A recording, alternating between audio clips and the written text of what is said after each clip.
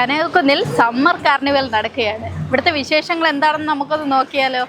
കുട്ടികൾക്കുള്ള ആക്ടിവിറ്റീസ്, ഗെയിമുകളും സ്റ്റേജ് പ്രോഗ്രാമുകളും റൈഡുകളും ഫുഡ് കോർട്ടുകൾ, അങ്ങനെ നിരവധി പ്രോഗ്രാമുകൾ സംഘടിപ്പിച്ചുകൊണ്ടാണ് ഈ സമ്മർ കാർണിവൽ ഇവിടെ നടത്തുന്നത്. കുഞ്ഞുങ്ങൾക്ക് വെക്കേഷനൊക്കെ ആയല്ലോ, ഇനി ഫാമിലിയായിട്ട് നേരെ കനകക്കുന്നിലോട്ട് പോന്നോളൂ. ഇവിടെ സമ്മർ ഫെസ്റ്റ് എന്ന് പറഞ്ഞു കുറച്ച് പരിപാടികൾ സംഘടിപ്പിച്ചിട്ടുണ്ട്. ഈ സമ്മർ ഫെസ്റ്റിലെ ഒരു ഹൈലൈറ്റ് ആണ് ഈ രാജസ്ഥാനികൾ. അവരുടേതായ കലാപ്രകടനങ്ങളെല്ലാം ഈ സമ്മർ ഫെസ്റ്റിൽ ഉൾപ്പെടുത്തിയിട്ടുണ്ട്. എല്ലാവരും വളരെ കൗതുകത്തോടെയാണ് ഈ കലാരൂപങ്ങൾ കണ്ട് ആസ്വദിക്കുന്നത്. പ്രത്യേകിച്ച് അവരുടെ വേഷവിധാനവും അവരുടേതായിട്ടുള്ള സ്റ്റെപ്പുകളും കണ്ടു നിൽക്കാൻ തോന്നും.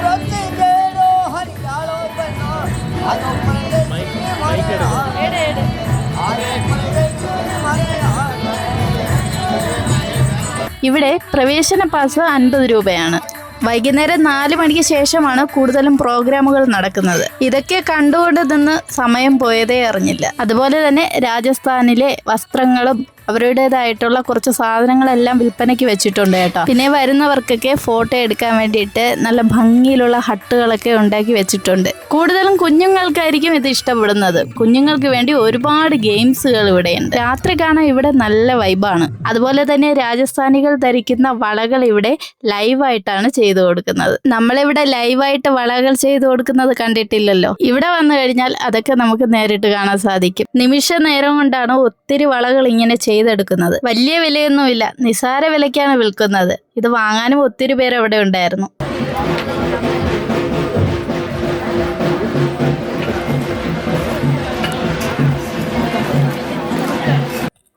പല കമ്പനികളിലും വർക്ക് ചെയ്യുന്ന സ്റ്റാഫുകൾ കണ്ടക്ട് ചെയ്യുന്ന പ്രോഗ്രാമുകളാണ് ഇവിടെ നടക്കുന്നത് കേട്ടോ. അവരാണ് കുട്ടികൾക്ക് വേണ്ടിയുള്ള കൂടുതലും ഗെയിംസ് ഇവിടെ സംഘടിപ്പിച്ചിരിക്കുന്നത്. പ്രധാനമായും കുഞ്ഞുങ്ങൾക്ക് എൻജോയ് ചെയ്യാൻ വേണ്ടിയിട്ടാണ് ഇങ്ങനെ ഒരു ഫെസ്റ്റ് അവർ കണ്ടക്ട് ചെയ്തത്.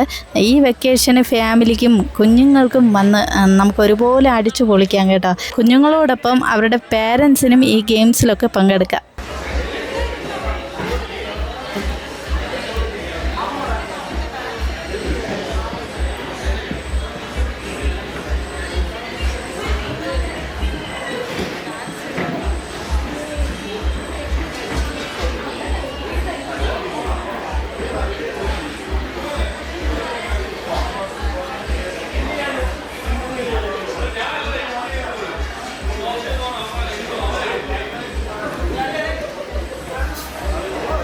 അതുപോലെ തന്നെ കനകക്കുന്നിൽ ഏത് പ്രോഗ്രാം വെച്ചാലും എപ്പോഴും കാണുന്നതാണ് ഈ സ്റ്റോളുകളും ഫർണിച്ചേഴ്സ്, പഴയകാല മിഠായികൾ.